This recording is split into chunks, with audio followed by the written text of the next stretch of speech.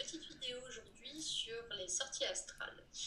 Alors, pour commencer, les sorties astrales, il faut savoir que on n'est pas qu'une parcelle des gens qui savent le faire. Il faut savoir qu'on le fait tous plus ou moins inconsciemment et on a tous plus ou moins des souvenirs.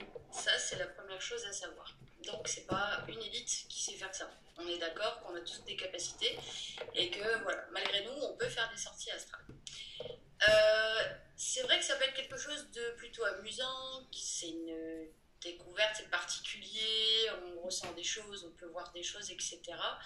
Ça peut être amusant comme ça peut être très dangereux. Et bon, je pense que vous commencez à me connaître et maintenant, je vais parler surtout des dangers. Donc je ne vais pas vous dire comment on part en astral, mais vous dire ce qui risque d'arriver, pardon, si vous le faites de manière, comment dire, inconsciente. Pas dans le sens où vous savez pas ce que vous, enfin, vous savez pas que vous partez, mais dans le sens où vous ne savez pas ce que vous faites, c'est différent. Alors, comme tout ce que j'ai pu vous dire jusqu'à maintenant, donc que ce soit le Ouija ou etc., c'est encore quelque chose qui ouvre des portes. Donc, je ne vais pas revenir là-dessus. Vous savez que quand on ouvre des portes, parfois il y a des choses qui viennent qui sont pas super cool. Donc, ça faut le savoir. Mais il y a d'autres risques aussi. Au-delà du fait que vous risquez d'avoir des présences chez vous qui sont pas top top, vous pouvez subir des vraies attaques une fois en astral. Ces attaques, vous pouvez les ressentir une fois éveillé, dans le genre, par exemple, je sais pas, pouvez avoir une douleur au plexus solaire ou avoir un gros mal de dos, etc., etc. Donc, vous pouvez être vraiment blessé au niveau de l'astral. Avant de faire de l'astral, déjà, c'est comme tout. On vérifie son ancrage. Si on a un bon enracinement, c'est le B à bas. On fait attention du coup à notre protection, mais je rappelle quand même que si pas d'ancrage, si pas d'enracinement, alors la protection elle sert à rien puisqu'elle n'est pas assez costaud, elle n'est pas réellement là. Et puis après, c'est pareil, on fait attention à là où on veut aller. Euh, Partir dans le bas astral, c'est possible, mais c'est pas un jeu. Parce que dans le bas astral, il y a peut-être des âmes perdues, mais pas que. Il y a des choses plus dangereuses.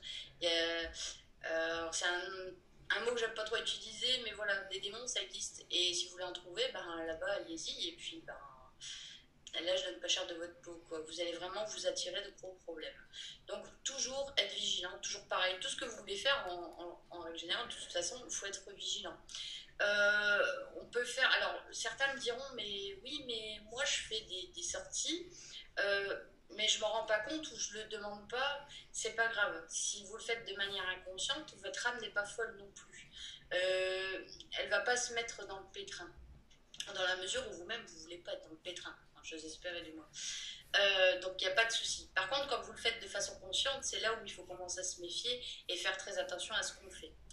De même que quand vous n'êtes pas bien, quand vous êtes en mode je vais taper hard mais c'est pas à ce point-là non plus, enfin, j'espère pas, dépressif ou vous n'allez pas bien, vous n'êtes pas bien, vous avez consommé de l'alcool ou autre, ça ne me regarde pas. Mais dans ces cas-là, on évite. Si vous n'êtes pas bien dedans, forcément, vous allez aller là où il ne faut pas.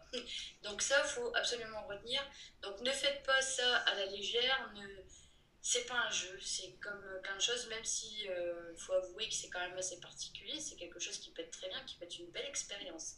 Faut pas l'oublier, mais c'est toujours pareil, on prend des précautions. Moi, j'ai fait, depuis toute petite, je fais des sorties astrales. J'ai été dans des endroits assez particuliers, sans m'en rendre compte. Au jour d'aujourd'hui, je fais toujours des sorties astrales, mais pas pour rien. Après, quand c'est de manière inconsciente que je ne sais pas que je pars, il n'y a pas de souci. Je ne m'inquiète pas. Mais je ne pars pas en astral pour m'amuser. Jamais. Récemment, j'ai même appris qu'une chose que je faisais moi-même et qui n'était pas bien, je faisais des dégagements en astral.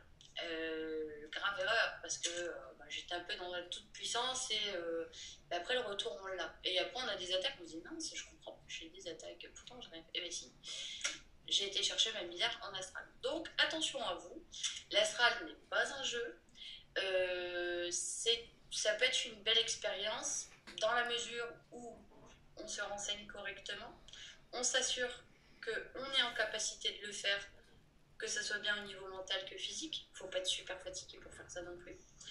Et puis après, c'est pareil, on va se renseigner sur les conditions à remplir pour pouvoir pratiquer ce genre de choses.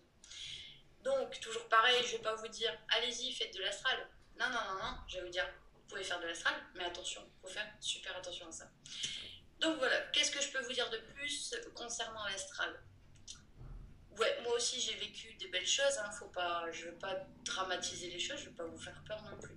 Mais c'est voilà, ce que je veux être sûr que vous compreniez, c'est que c'est pas quelque chose qu'il faut faire, qu'il faut prendre à la légère. Euh, Au-delà du fait qu'il y a le bas astral, il y a aussi d'autres mondes, d'autres plans plutôt, et qui sont pas forcément bénéfiques pour nous. Et pour certains, on n'a rien à faire là-bas. Euh, Pensez plutôt à vous élever plutôt qu'à partir en bas pour voir par curiosité. La curiosité est un vilain défaut.